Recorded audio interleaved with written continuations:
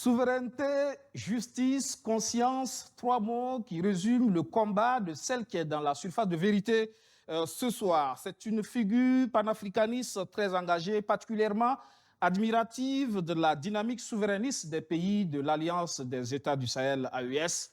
La Nginenga de Ouaga, Nathalie Yam, est dans le fauteuil blanc ce soir. Bonsoir, bienvenue. Merci de me recevoir. C'est un honneur de vous recevoir justement sur ce plateau.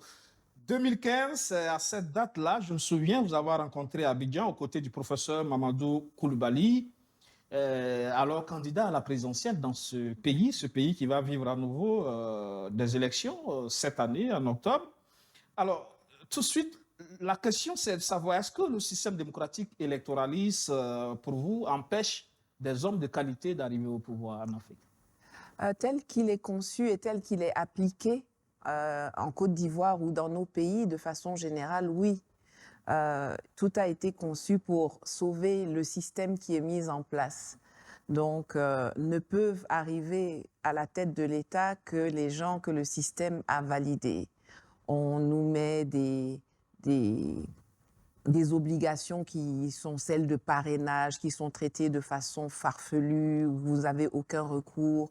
On élimine des candidatures du fait du roi, on fait des manipulations, on compte, on recompte, on re-recompte les votes en enlevant ce qu'il faut là où il faut, en ajoutant ce qu'il faut là où on en a besoin. Bref, tout le processus n'est qu'une perte de temps, une perte d'argent surtout, parce que c'est l'argent du contribuable et souvent même de la dette qui est contractée pour organiser ce genre de mascarade électorale. Donc, depuis 2015, mon opinion a évolué. En fait, bon, je me dis, il faut tenter toutes les voies. Et puis, bon, avec le temps, on regarde, on mûrit, on apprend, on reconsidère ses positions et on cherche de nouvelles solutions. Mais cela ne veut pas dire que vous n'êtes pas démocrate.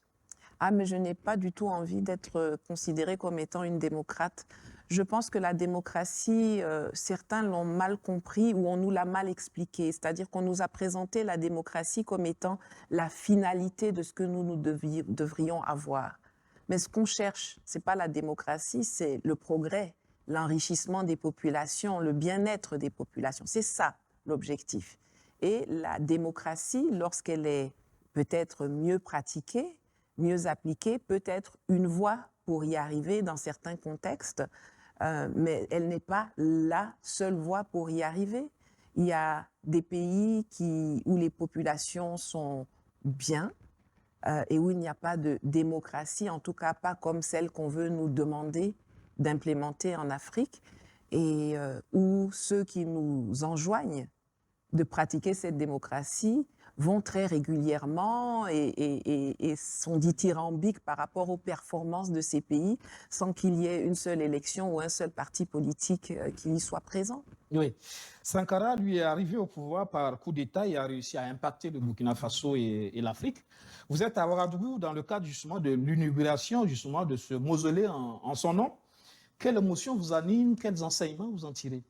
Alors je suis très fière, très admirative de la persévérance qui a été mise en œuvre par les membres du Comité international du mémorial Thomas Sankara et les membres du gouvernement pour ne pas laisser tomber ce projet qui avait quand même reçu beaucoup d'obstacles, qui a rencontré beaucoup d'obstacles depuis qu'on l'a pensé.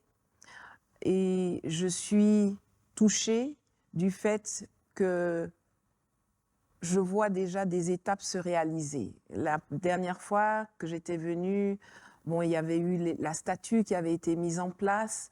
On ne savait pas encore comment on allait financer la prochaine étape. Aujourd'hui, c'est une étape majeure, le mausolée qui héberge Thomas Sankara et ses 12 camarades qui ont été lâchement assassinés. Et je pense que ce qui est fait en ce moment, ça les fait passer du stade de martyr au stade de héros. Parce qu'on a construit, on a lavé la honte de cet assassinat et en érigeant ce mausolée, en travaillant sur le mémorial en tant que projet global, on en fait des héros, des personnes vivantes, inspirantes, qui vont guider et superviser l'apprentissage de beaucoup de gens, la réalisation de nos rêves, de leurs rêves dont nous avons hérité. Donc, c'est une grande fierté, une grande admiration pour la persistance de tout un chacun, de tous ceux qui ont travaillé, de tous ceux qui ont contribué.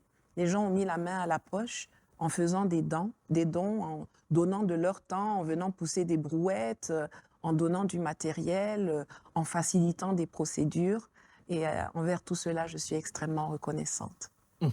Alors, au passage, vous avez été décoré par le président du Faso. C'est vrai qu'il y a eu des petites polémiques autour.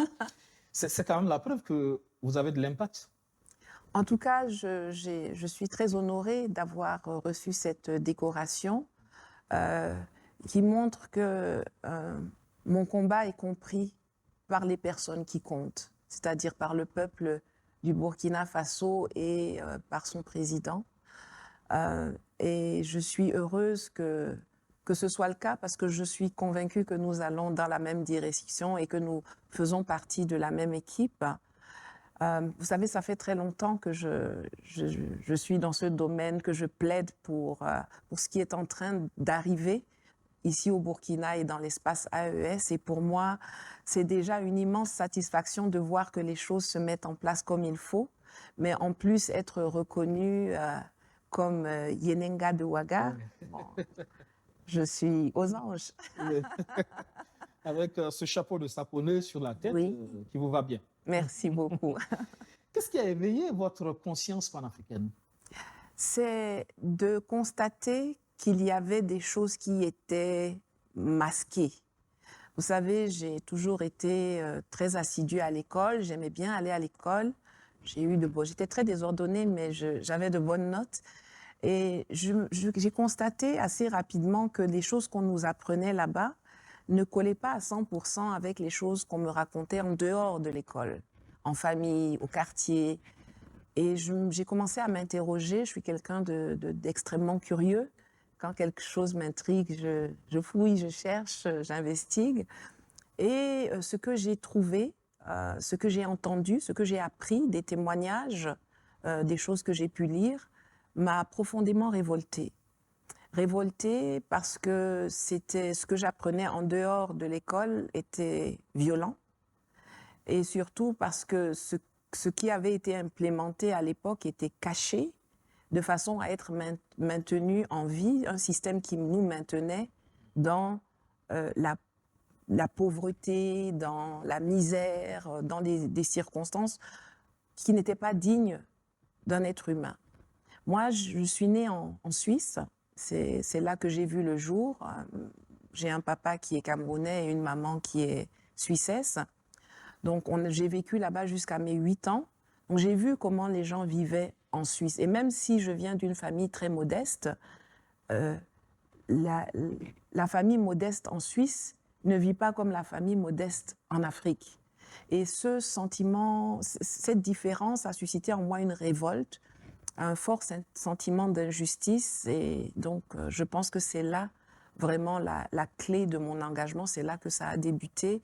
Et puis, ça ne s'est plus jamais arrêté parce que les années passant, on trouve encore plus de choses qui sont révoltantes, qui vous mettent en rogne, qui vous disent que non, il faut changer ce système. Et puis, bon, on continue. Donc, vous avez fouillé, vous avez cherché, ça vous a révolté. Vous avez vu aussi, justement, l'engagement des dévanciers, le panafricanisme, justement, c'est dévancier ce panafricanisme qui appelle à une Afrique forte, unie et maître de son destin, bien sûr, en lien avec sa diaspora. On pourrait parler de cet engagement, notamment de cette diaspora avec des figures comme Webb Dubois, Marcus Garvey, sur le continent, Kwame Nkrumah. Vous vivez au Ghana, c'est bien ça? Non, je ne vais pas au Ghana. J'ai été expulsée en Suisse il y a quelques années de Côte d'Ivoire. J'y ai vécu, j'ai vécu longtemps. Ensuite, je suis retournée en Côte d'Ivoire en 2019, mais maintenant je suis de retour au Cameroun, entre le Cameroun et le Niger et d'autres pays en Afrique. Citoyen africaine, en tout Oui, cas. tout à fait. Oui. Donc, il y a ces dévanciers qui ont mené ce combat-là. On pourrait en rajouter, Sékou Touré, Patrice Lumumba. Aujourd'hui, est-ce que vous avez l'impression que c'est la même vision, la même conviction que ceux qui sont engagés aussi sur ce combat-là aujourd'hui? Oui. D'une certaine manière. Je pense qu'à l'origine, le sentiment ou le courant ou le mouvement panafricaniste, c'était les gens c'est né dans la diaspora, comme vous l'avez dit, c'était des gens qui voulaient se reconnecter, rester connectés avec la terre-mère et qui se sont mis ensemble pour justement établir les passerelles de connexion, travailler dessus, parce qu'il y a eu beaucoup de déchirements. Les gens de la diaspora sont des gens qu'on a arrachés, dont on a arraché les ancêtres à la terre, qui se retrouvent éparpillés dans le monde et qui, pour certains, ont pu entretenir les traditions qu'ils avaient prises sur le continent et d'autres les voyaient se perdre. Et tout ça a fait qu'il y avait cette nécessité intrinsèque de se reconnecter à la terre-mère. Aujourd'hui, je crois qu'il y a une dimension encore plus combattante. Le panafricanisme aujourd'hui, pour moi, c'est une lutte de libération, en plus d'une lutte de reconnexion à notre africanité et à notre intégration, mais c'est une lutte de libération, pour moi. Il y a cette dimension qui s'est ajoutée ces dernières années, qui était déjà latente à ce moment-là, mais qui est beaucoup plus exacerbée, plus en avant, avec naturellement la reconquête de notre africanité, de notre dignité, de nos cultures, de nos valeurs, de la connaissance même de nos valeurs. Il faut que les gens sachent d'où on vient. Ça s'est perdu à travers des programmes scolaires qu'on nous a imposés et que malheureusement, après les pseudo-indépendances, les pères de nos nations n'ont pas jugé nécessaire de changer.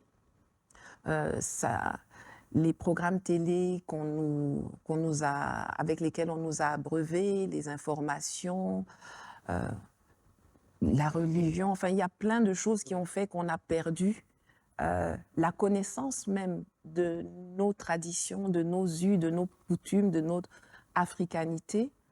Je ne dis pas que l'on doit s'y accrocher intrinsèquement, mais au moins les connaître, au moins en être conscient et au moins savoir que c'est ça de là où on vient. Après, on peut déployer ses ailes et aller dans le monde, mais au moins on est toujours attaché à ses racines. Sinon, on flotte et on va au gré du vent.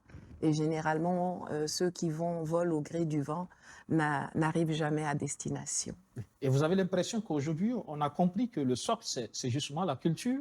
Voilà. Je pense que je ne sais pas si on a compris tous, mais en tout cas, il y a beaucoup plus de gens qui le comprennent aujourd'hui qu'hier.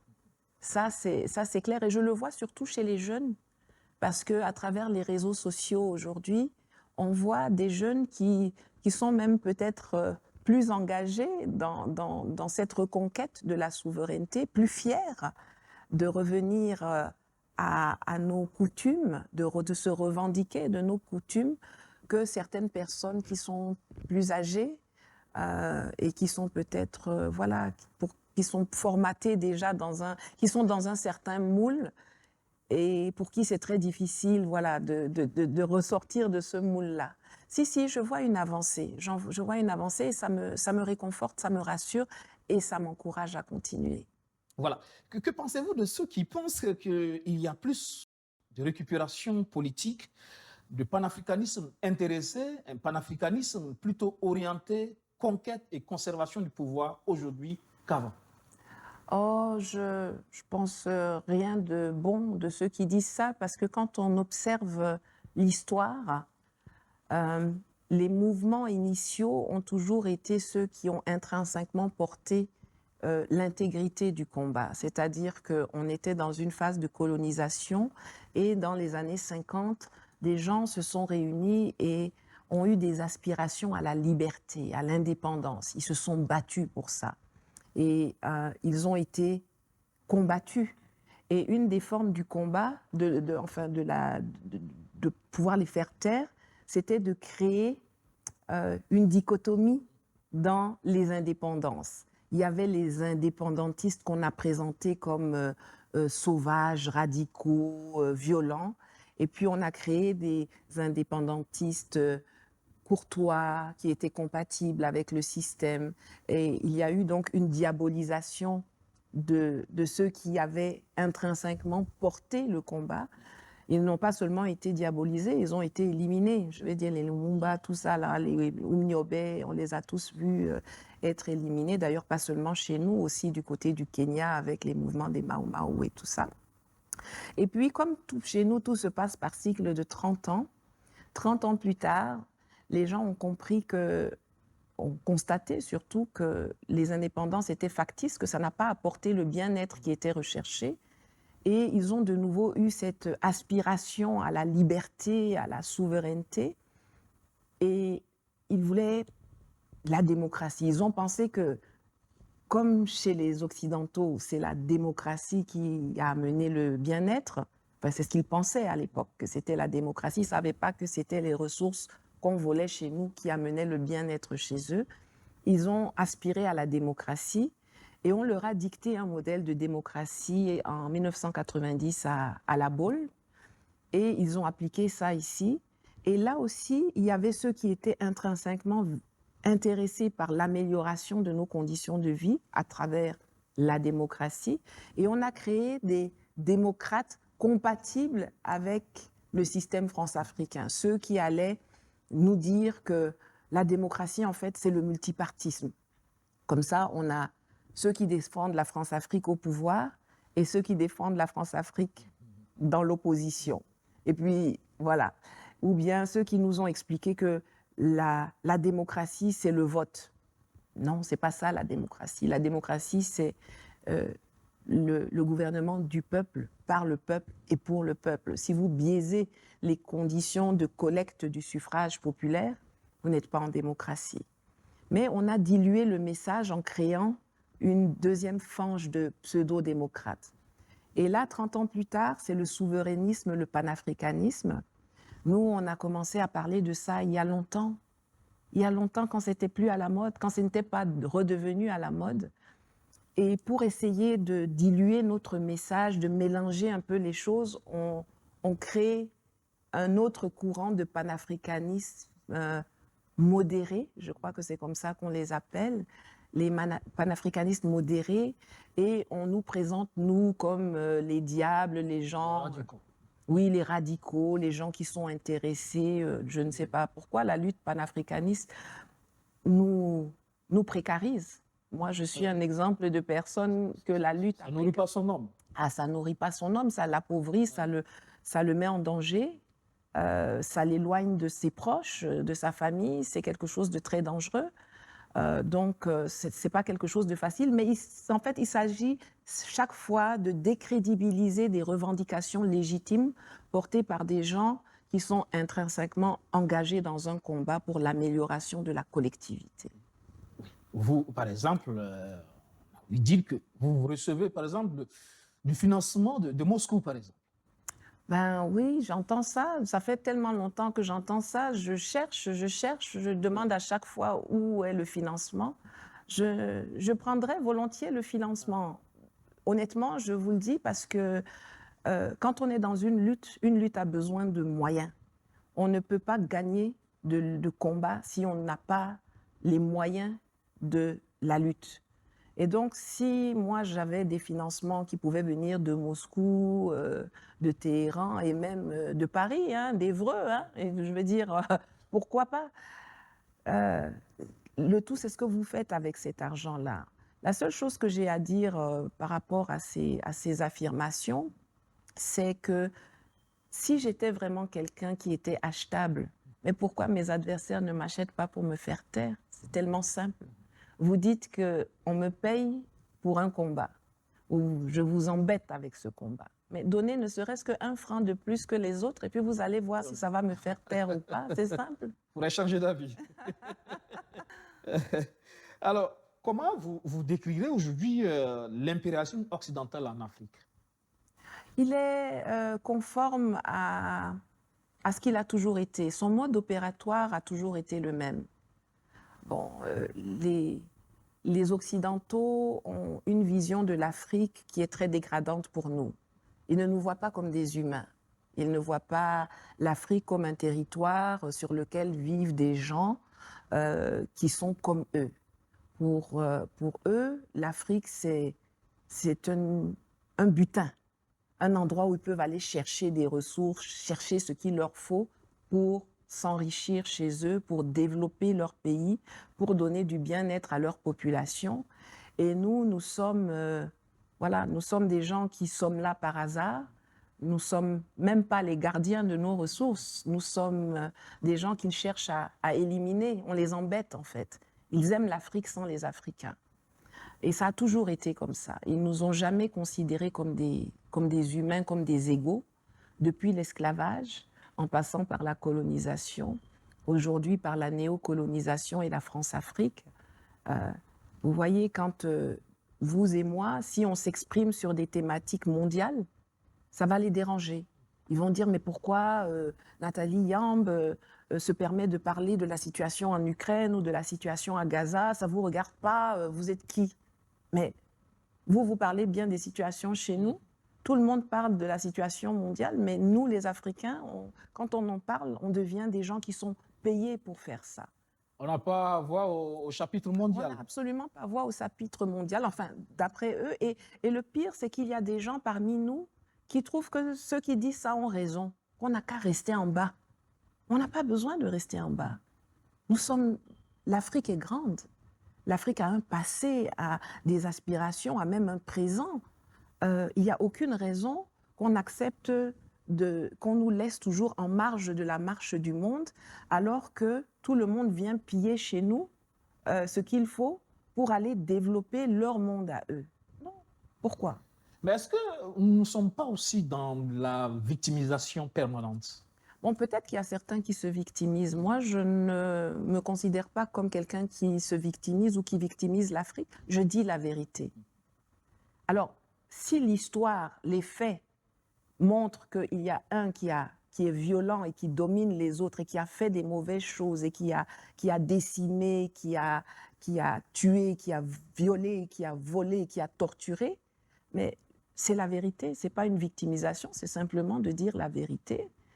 Si la personne a du mal à reconnaître son statut de coupable, bon, ça ne doit pas m'empêcher de reconnaître le fait que j'ai eu à subir des assauts, à subir de la barbarie, et qu'aujourd'hui, je dis, je ne l'accepte plus, je résiste, et je rétablirai la vérité, et je vais reconquérir la souveraineté sur mon continent, mon pays, ma vie, mon avenir, mes rêves. Oui. Ce qui est intéressant aujourd'hui, justement, c'est que de plus en plus, on est plus dans l'action. Oui. On ne se contente plus de décrire les faits, mais on va au-delà en posant les axes.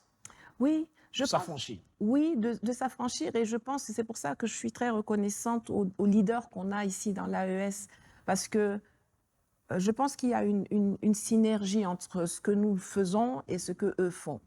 L'éveil est essentiel.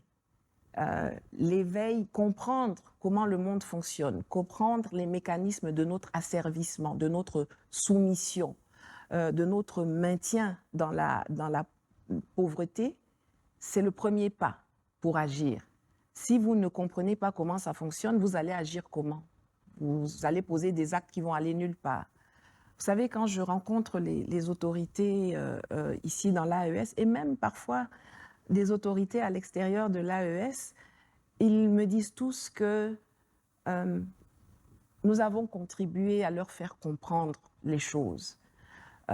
Mais on ne peut pas seulement parler, il faut à un moment donné qu'il y ait des gens qui posent des actes qui vont changer les choses.